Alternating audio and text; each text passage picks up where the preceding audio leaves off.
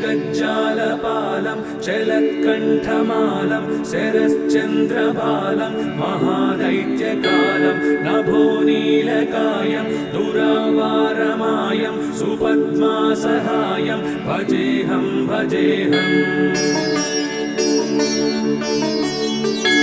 सदाम्बोधिवासं गलत्पुष्पहासं जगत्सन्निवासं शतादित्यभासं गदाचक्रशस्त्रं लसत्पीतवस्त्रं हसच्चारुवक्त्रं भजेऽहं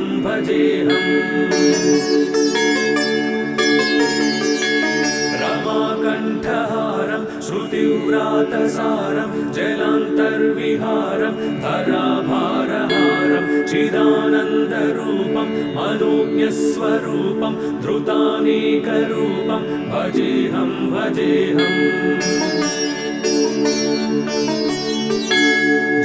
जराजन्महीनं परानन्दपीनं समाधानलीनं सदैवानवीनं जगज्जन्महेतुं सुरानीककेतुं त्रिलोकैकसेतुं भजेऽहं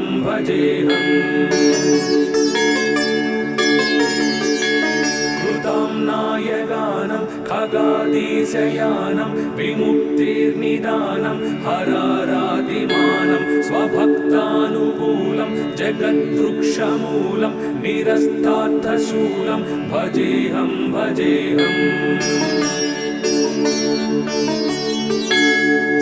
समस्तामरेशं द्विरेफाभकेशं जगद्बिम्बलेशं हृदाकाशदेशं सदा दिव्यदेहं विमुक्ताखिलेहं सुवैकुण्ठगेहं भजेऽहं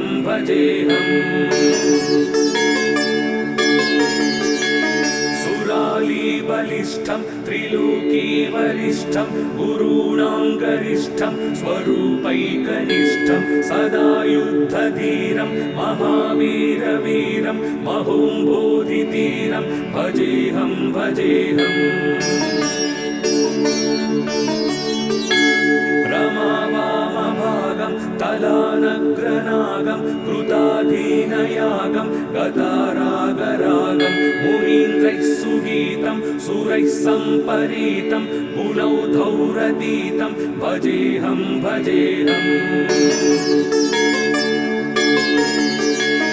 इदं यस्तु नित्यं समाधाय चित्तं पठेदष्टकं कण्ठहारं मुरारे स विष्णोर्विशोकं ध्रुवं याति लोकं जराजन्मशोकं पुनर्विन्दते नो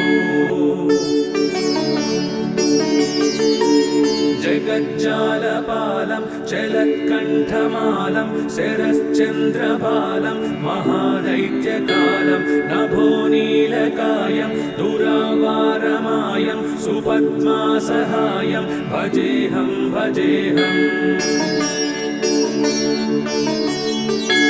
सदाम्बोधिवासं गलत्पुष्पहासं जगत्सन्निवासं शतादित्यभासं गदाचक्रशस्त्रं लसत्पीतवस्त्रं हसच्चारुवक्त्रं भजेऽहं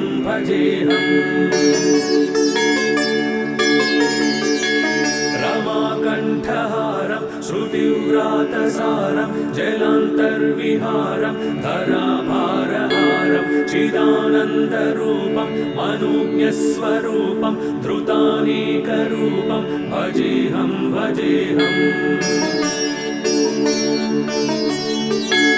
जराजन्महीनं परानन्दपीनं समाधानलीनं सदैवानवीनं जगज्जन्महेतुं सुरानीककेतुं त्रिलोकैकसेतुं भजेऽहं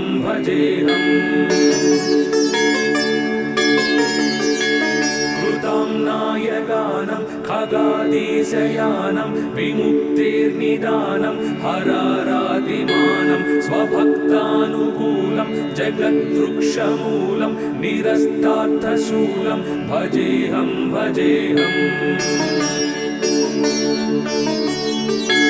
समस्तामरेशं द्विरेफाभकेशं जगद्बिम्बलेशं हृदाकाश दूराकाशदेशं सदा दिव्यदेहं विमुक्ताखिलेहं सुवैकुण्ठगेहं भजेऽहं भजेऽहम्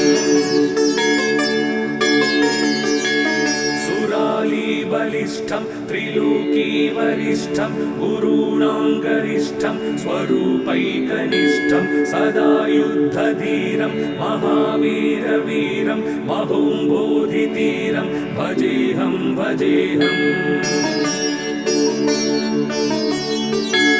रमावामभागं तलानग्रनागं कृताधीनयागं गतारागरागं मुनीन्द्रैः सुगीतं सुरैः सम्परीतं गुणौधौरतीतं भजेऽहं भजेऽहम् इदं यस्तु नित्यं समाधाय चित्तं पठेदष्टकं कण्ठहारं मुरारे स विष्णोर्विशोकं ध्रुवं याति लोकं जराजन्मशोकं पुनर्विन्दते नो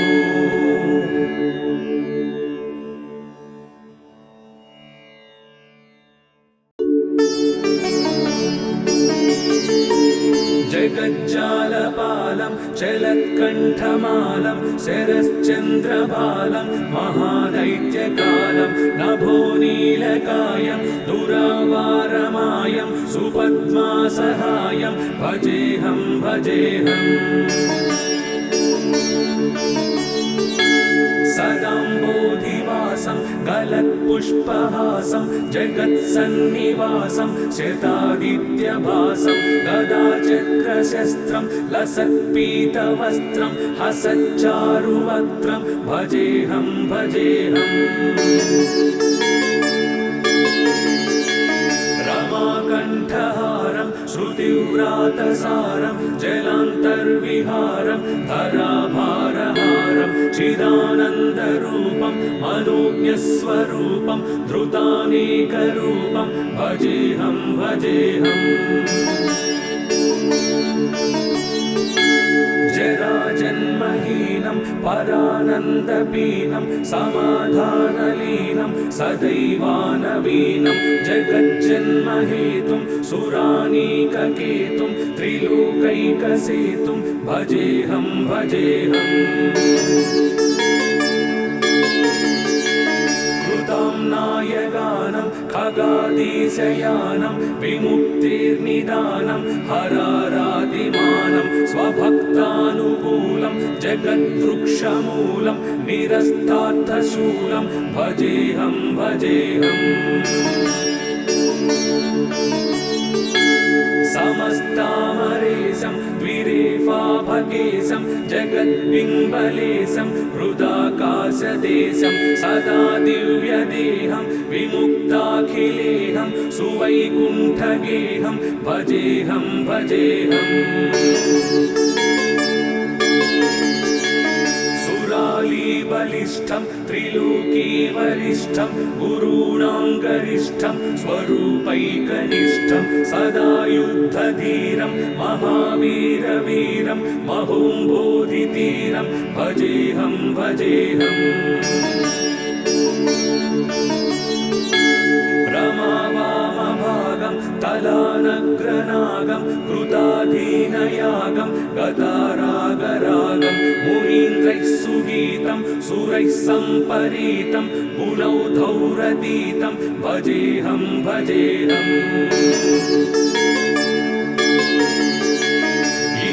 यस्तु नित्यं समाधाय चित्तं पठेदष्टकं कण्ठहारं मुरारे स विष्णोर्विशोकं ध्रुवं याति लोकं जराजन्मशोकं पुनर्विन्दते नो जगज्जालपालं चलत्कण्ठमालं शरश्चन्द्रबालं महादैत्यकालं नभोनीलकायं दुरावारमायं सुपद्मासहायं भजेऽहं भजेऽहम् सदाम्बोधिवासं गलत्पुष्पहासं जगत्सन्निवासं शतादित्यभासं गदाचक्रशस्त्रं लसत्पीतवस्त्रं हसच्चारुवक्त्रं भजेऽहं भजेऽहम् रमाकण्ठहारं श्रुतिव्रातसारं जलान्तर्विहारं धराभारहारं चिदानन्दरूपं मनोज्ञस्वरूपं धृतानेकरूपं भजेऽहं भजेऽहम्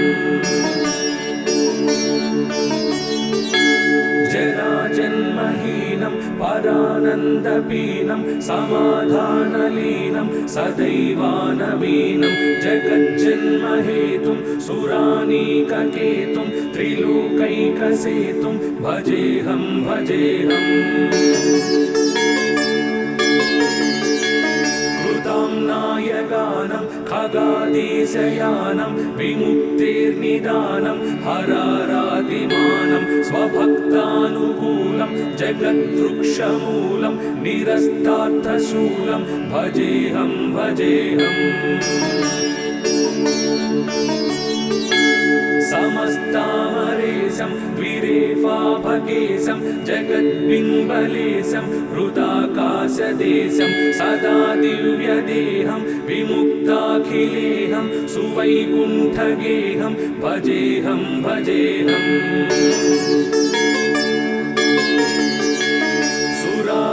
बलिष्ठं त्रिलोकीवरिष्ठं गुरूणां गरिष्ठं स्वरूपैकनिष्ठं सदा युद्धधीरं महावीरवीरं महोम्बोधितीरं भजेऽहं भजेऽहम्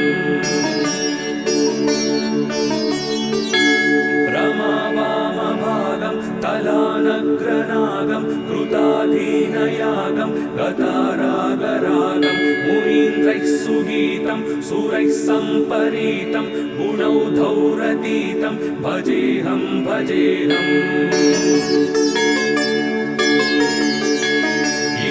यस्तु नित्यं समाधाय चित्तं पठेदष्टकं कण्ठहारं मुरारे स विष्णोर्विशोकं ध्रुवं याति लोकं जराजन्मशोकं पुनर्विन्दते नो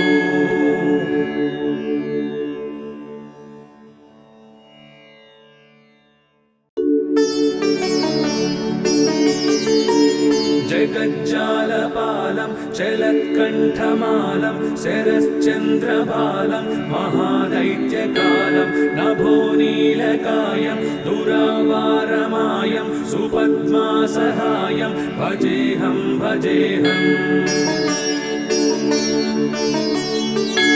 सदाम्बोधिवासं गलत्पुष्पहासं जगत्सन्निवासं शतादित्यभासं गदाचक्रशस्त्रं लसत्पीतवस्त्रं हसच्चारुवक्त्रं भजेऽहं भजेऽहम्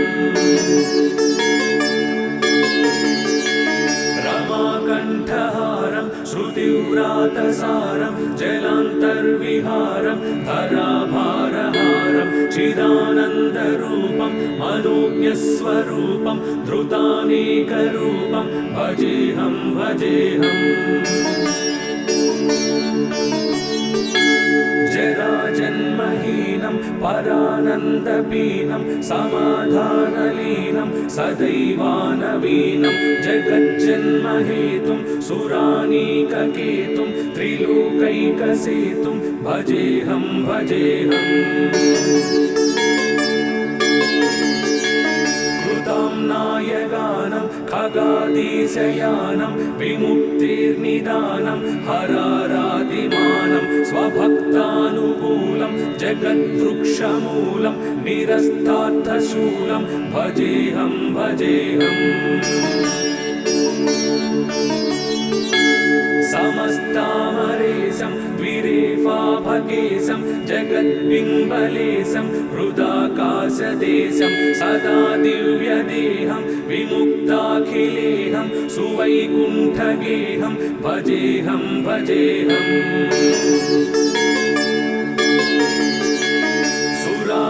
बलि कनिष्ठं त्रिलोकीवरिष्ठं गुरूणां गरिष्ठं स्वरूपैकनिष्ठं सदा युद्धधीरं महावीरवीरं महोम्बोधितीरं भजेऽहं भजेऽहम्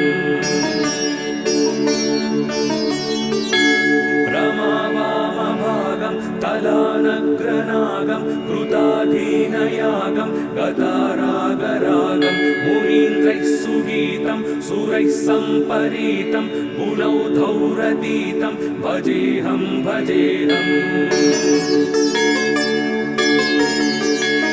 इदं यस्तु नित्यं समाधाय चित्तं पठेदष्टकं कण्ठहारं मुरारे स विष्णोर्विशोकं ध्रुवं याति लोकं जराजन्मशोकं पुनर्विन्दते नो जगज्जालपालं चलत्कण्ठमालं शरश्चन्द्रबालं महादैत्यकालं नभोनीलकायं दुरावारमायं सुपद्मासहायं भजेऽहं भजेऽहम् सदाम्बोधिवासं गलत्पुष्पहासं जगत्सन्निवासं शतादित्यभासं गदाचक्रशस्त्रं लसत्पीतवस्त्रं हसच्चारुवक्त्रं भजेऽहं भजेऽहम्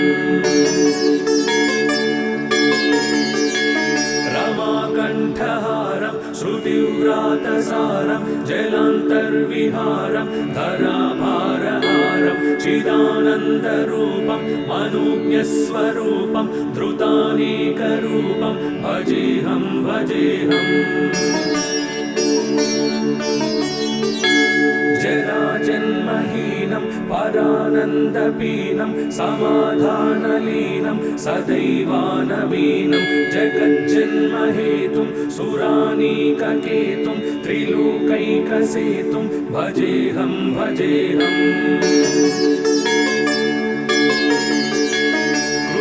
नायगानं खगादीशयानं विमुक्तेर्निदानं हरारादिमानं स्वभक्तानुकूलं जगद्वृक्षमूलं निरस्तार्थशूलं भजेऽहं भजेऽहम् समस्तामरेशं द्विरेफाभकेशं जगद्बिम्बलेशं हृदाकाशदेशं सदा दिव्यदेहं विमुक्ताखिलेहं सुवैकुण्ठगेहं भजेऽहं भजेऽहम् बलिष्ठं त्रिलोकीवरिष्ठं गुरूणां गरिष्ठं स्वरूपैकनिष्ठं सदा युद्धधीरं महावीरवीरं महोम्बोधितीरं भजेऽहं भजेऽहम् रमावामभागं तलानग्रनागं कृताधीनयागं गतारागरागं मुनीन्द्रैः सुगीतं सुरैः सम्परीतं गुणौधौरतीतं भजेऽहं भजेऽहम् इदं यस्तु नित्यं समाधाय चित्तं पठेदष्टकं कण्ठहारं मुरारे स विष्णोर्विशोकं ध्रुवं याति लोकं जराजन्मशोकं पुनर्विन्दते नो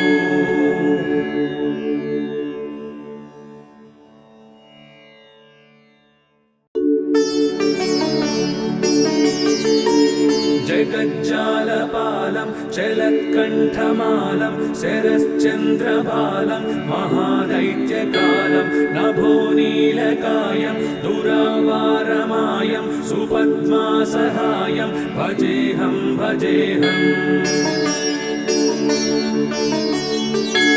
सदाम्बोधिवासं गलत्पुष्पहासं जगत्सन्निवासं शतादित्यभासं गदाचक्रशस्त्रं लसत्पीतवस्त्रं हसच्चारुवक्त्रं भजेऽहं भजेऽहम् रमाकण्ठहारं श्रुतिव्रातसारं जलान्तर्विहारं धराभारहारं चिदानन्दरूपं मनोज्ञस्वरूपं धृतानेकरूपं भजेऽहं भजेऽहम् जराजन्महीनं परानन्दपीनं समाधानलीनं सदैवानवीनं जगज्जन्महेतुं सुरानीककेतुं त्रिलोकैकसेतुं भजेऽहं भजेऽहम् नायगानं खगादीशयानं विमुक्तिर्निदानं हरारादिमानं स्वभक्तानुकूलं जगद्वृक्षमूलं निरस्तार्थशूलं भजेऽहं भजेऽहम् समस्तामरेशं द्विरेफाभकेशं जगद्बिम्बलेशं हृदाकाशदेशं सदा दिव्यदेहं विमुक्ताखिलेहं सुवैकुण्ठगेहं भजेऽहं भजेऽहम् बलिष्ठं त्रिलोकीवरिष्ठं गुरूणां गरिष्ठं स्वरूपैकनिष्ठं सदा युद्धधीरं महावीरवीरं महोम्बोधितीरं भजेऽहं भजेऽहम् रमावामभागं तलानग्रनागं कृताधीनयागं गतारागरागं मुनीन्द्रैः सुगीतं सुरैः सम्परीतं पुलौधौरतीतं भजेऽहं भजेऽहम्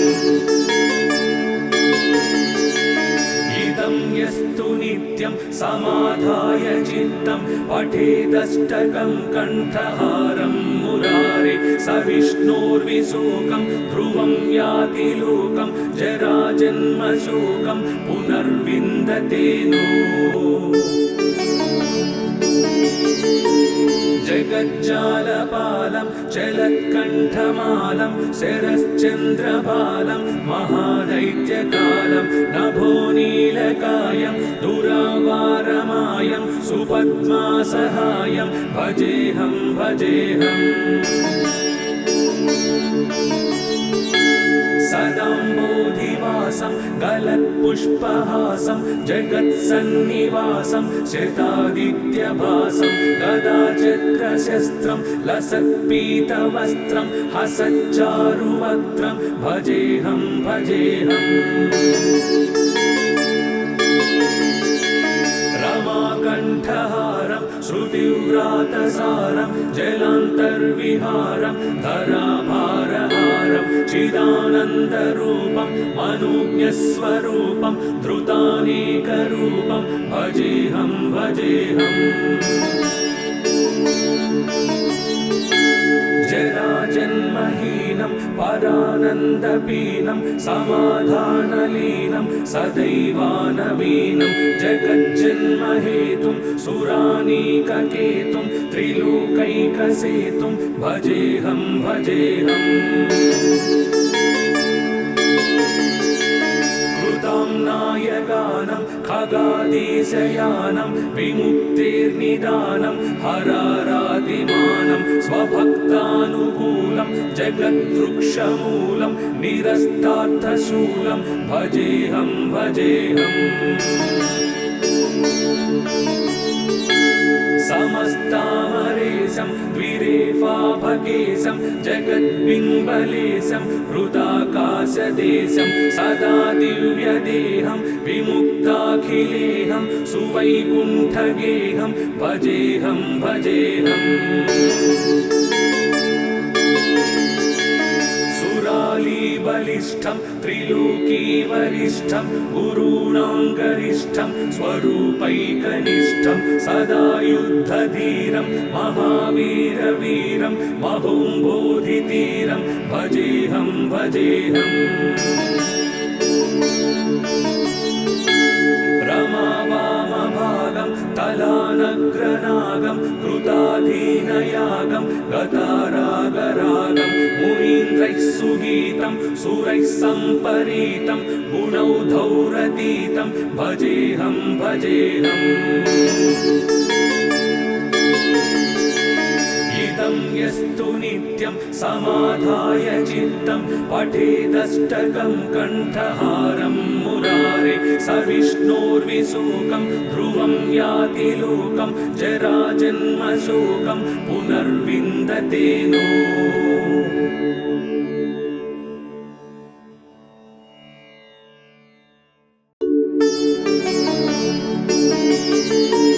जगज्जालपालं चलत्कण्ठमालं शरश्चन्द्रबालं महादैत्यकालं नभोनीलकायं दुरावारमायं सुपद्मासहायं भजेऽहं भजेऽहम्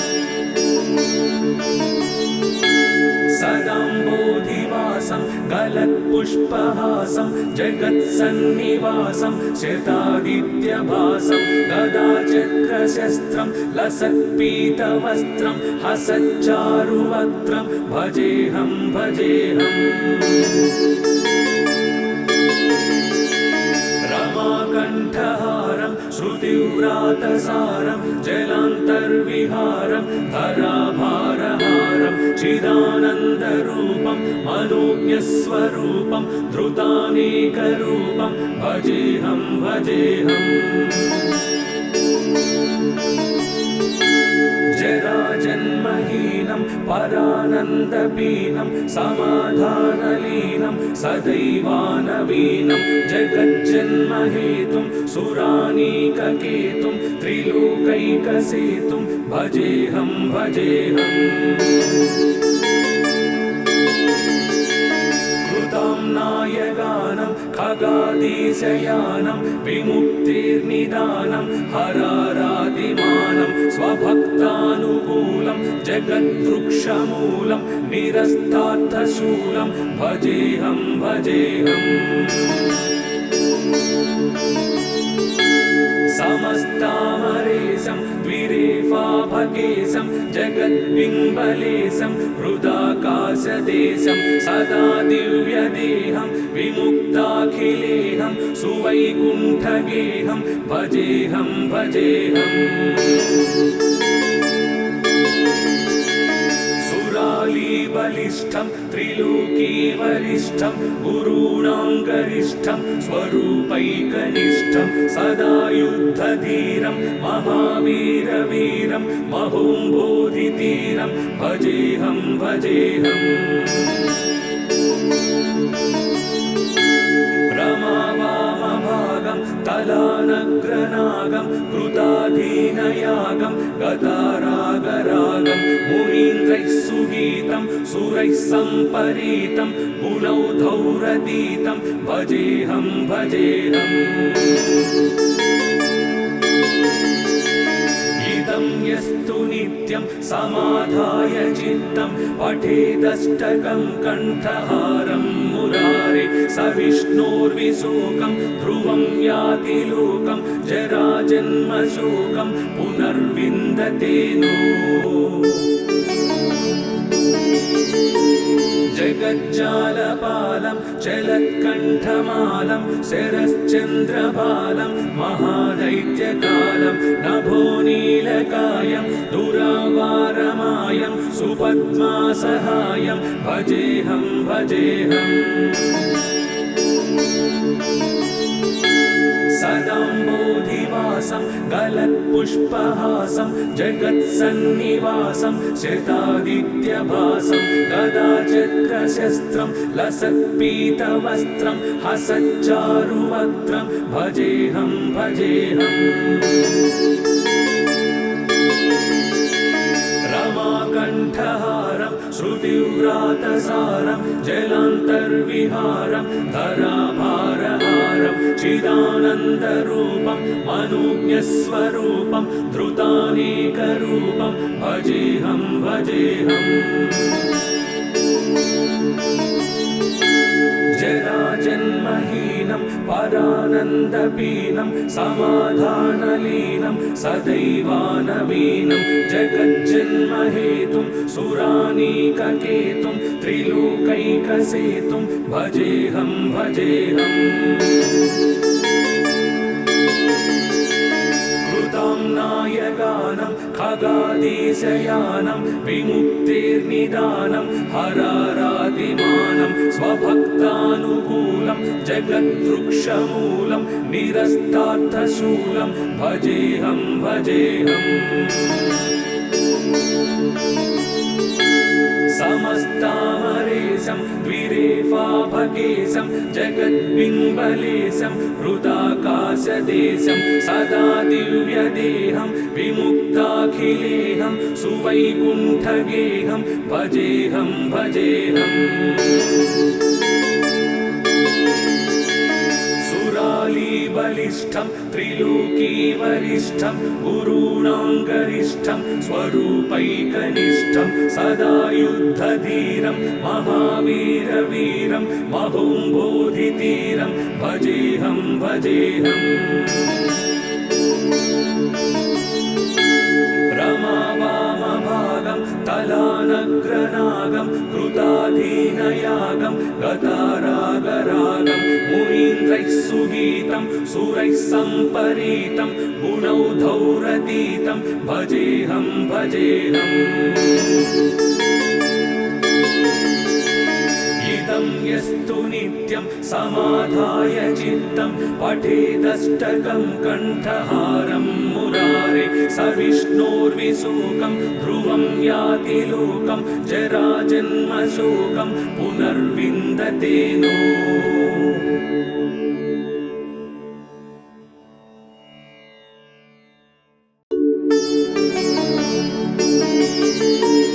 जगज्जालपालं चलत्कण्ठमालं शरश्चन्द्रबालं महादैत्यकालं नभोनीलकायं दुरावारमायं सुपद्मासहायं भजेऽहं भजेऽहम्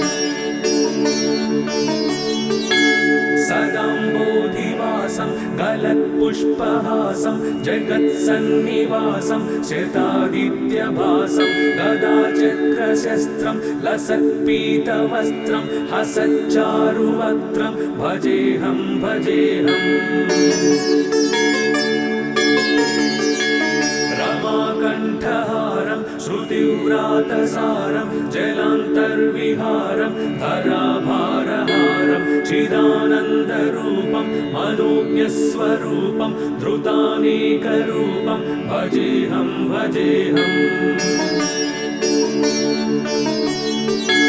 जराजन्महीनं परानन्दपीनं समाधानलीनं सदैवानवीनं जगज्जन्महेतुं सुरानीककेतुं त्रिलोकैकसेतुं भजेऽहं भजेऽहम्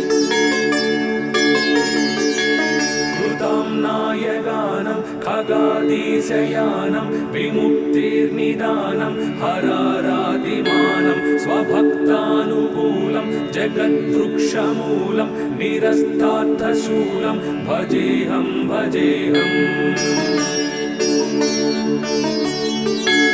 समस्तामरेशं द्विरेफाभकेशं जगद्बिम्बलेशं हृदाकाशदेशं सदा दिव्यदेहं विमुक्ताखिलेहं सुवैकुण्ठगेहं भजेऽहं भजेऽहम् बलिष्ठं त्रिलोकीवरिष्ठं गुरूणां गरिष्ठं स्वरूपैकनिष्ठं सदा युद्धधीरं महावीरवीरं महोम्बोधितीरं भजेऽहं भजेऽहम् रमावामभागं तलानग्रनागं कृताधीनयागं गतारागरागं मुनीन्द्रैः सुगीतं सुरैः सम्परीतं गुणौधौरतीतं भजेऽहं भजेऽहम् इदं यस्तु नित्यं समाधाय चित्तं पठेदष्टकं कण्ठहारं मुरारे स विष्णोर्विशोकं ध्रुवं याति लोकं जराजन्मशोकं पुनर्विन्दते नो जगज्जालपालं चलत्कण्ठमालं शरश्चन्द्रबालं महादैत्यकालं नभोनीलकायं दुरावारमायं सुपद्मासहायं भजेऽहं भजेऽहम् सदाम्बोधिवासं गलत्पुष्पहासं जगत्सन्निवासं शतादित्यभासं गदाचक्रशस्त्रं लसत्पीतवस्त्रं हसच्चारुवक्त्रं भजेऽहं भजेऽहम् रमाकण्ठहारं श्रुतिव्रातसारं जलान्तर्विहारं धराभारहारं चिदानन्दरूपं मनोज्ञस्वरूपं धृतानेकरूपं भजेऽहं भजेऽहम् जराजन्महीनं परानन्दपीनं समाधानलीनं सदैवानवीनं जगज्जन्महेतुं सुरानीककेतुं त्रिलोकैकसेतुं भजेऽहं भजेऽहम् नायगानं खगादेशयानं विमुक्तेर्निदानं हरारातिमानं स्वभक्तानुकूलं जगद्वृक्षमूलं निरस्तार्थशूलं भजेऽहं भजेऽहम् समस्तामरेशं द्विरेफाभकेशं जगद्बिम्बलेशं हृदाकाशदेशं सदा दिव्यदेहं विमुक्ताखिलेहं सुवैकुण्ठगेहं भजेऽहं भजेऽहम् बलिष्ठं त्रिलोकीवरिष्ठं गुरूणां गरिष्ठं स्वरूपैकनिष्ठं सदा युद्धधीरं महावीरवीरं महोम्बोधितीरं भजेऽहं भजेऽहम् रमावामभागं तलानग्रनागं कृताधीनयागं गतारागरागं मुनीन्द्रैः सुगीतं सुरैः सम्परीतं गुणौधौरतीतं भजेऽहं भजेऽहम् इदं यस्तु नित्यं समाधाय चित्तं पठेदष्टकं कण्ठहारं मुरारे स विष्णोर्विशोकं ध्रुवं याति लोकं जराजन्मशोकं पुनर्विन्दते नो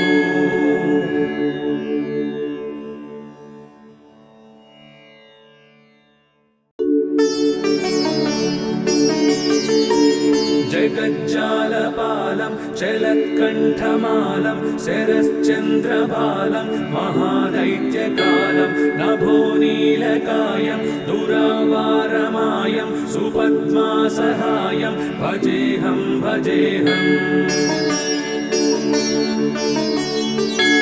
सदाम्बोधिवासं गलत्पुष्पहासं जगत्सन्निवासं शतादित्यभासं गदाचक्रशस्त्रं लसत्पीतवस्त्रं हसच्चारुवक्त्रं भजेऽहं भजेऽहम्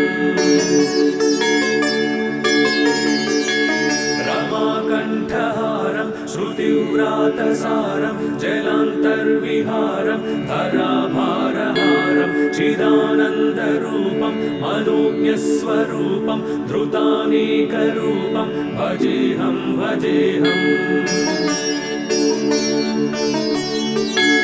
जराजन्महीनं परानन्दपीनं समाधानलीनं सदैवानवीनं जगज्जन्महेतुं सुरानीककेतुं त्रिलोकैकसेतुं भजेऽहं भजेऽहम् नायगानं खगादिशयानं विमुक्तिर्निदानं हरारातिमानं स्वभक्तानुकूलं जगद्वृक्षमूलं निरस्तार्थशूलं भजेऽहं भजेऽहम्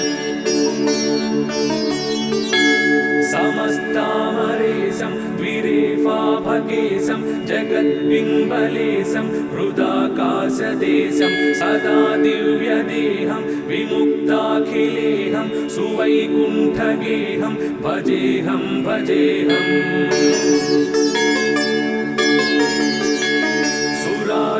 बलिष्ठं त्रिलोकीवरिष्ठं गुरूणां गरिष्ठं स्वरूपैकनिष्ठं सदा युद्धधीरं महावीरवीरं महोम्बोधितीरं भजेऽहं भजेऽहम् रमावामभागं तलानग्रनागं कृताधीनयागं गतारागरागं मुनीन्द्रैः सुगीतं सुरैः सम्परीतं गुणौधौरतीतं भजेऽहं भजेऽहम् यस्तु नित्यं समाधाय चित्तं पठेदष्टकं कण्ठहारं मुरारे स विष्णोर्विशोकं ध्रुवं याति लोकं जराजन्मशोकं पुनर्विन्दते नो जगज्जालपालं चलत्कण्ठमालं शरश्चन्द्रबालं महादैत्यकालं नभोनीलकायं दुरावारमायं सुपद्मासहायं भजेऽहं भजेऽहम् सदाम्बोधिवासं गलत्पुष्पहासं जगत्सन्निवासं शतादित्यभासं गदाचक्रशस्त्रं लसत्पीतवस्त्रं हसच्चारुवक्त्रं भजेऽहं भजेऽहम् रमाकण्ठहारं श्रुतिव्रातसारं जलान्तर्विहारं धराभारहारं चिदानन्दरूपं मनोज्ञस्वरूपं धृतानेकरूपं भजेऽहं भजेऽहम्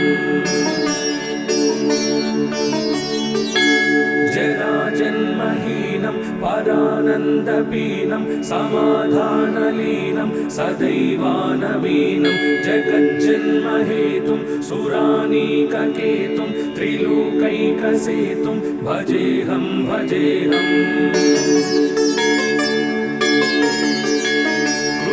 नायगानं खगादिशयानं विमुक्तिर्निदानं हरारातिमानं स्वभक्तानुकूलं जगद्वृक्षमूलं निरस्तार्थशूलं भजेऽहं भजेऽहम् समस्तामरेशं द्विरेफाभगेशं जगद्बिम्बलेशं हृदाकाशदेशं सदा दिव्यदेहं विमुक्ताखिलेहं सुवैकुण्ठगेहं भजेऽहं भजेऽहम् बलिष्ठं त्रिलोकीवरिष्ठं गुरूणां गरिष्ठं स्वरूपैकनिष्ठं सदा युद्धधीरं महावीरवीरं महोम्बोधितीरं भजेऽहं भजेऽहम् रमावामभागं तलानग्रनागं कृताधीनयागं गतारागरागं मुनीन्द्रैः सुगीतं सुरैः सम्परीतं गुणौधौरतीतं भजेऽहं भजेऽहम् यस्तु नित्यं समाधाय चित्तं पठेदष्टकं कण्ठहारं मुरारे स विष्णोर्विशोकं ध्रुवं याति लोकं जराजन्मशोकं पुनर्विन्दते नो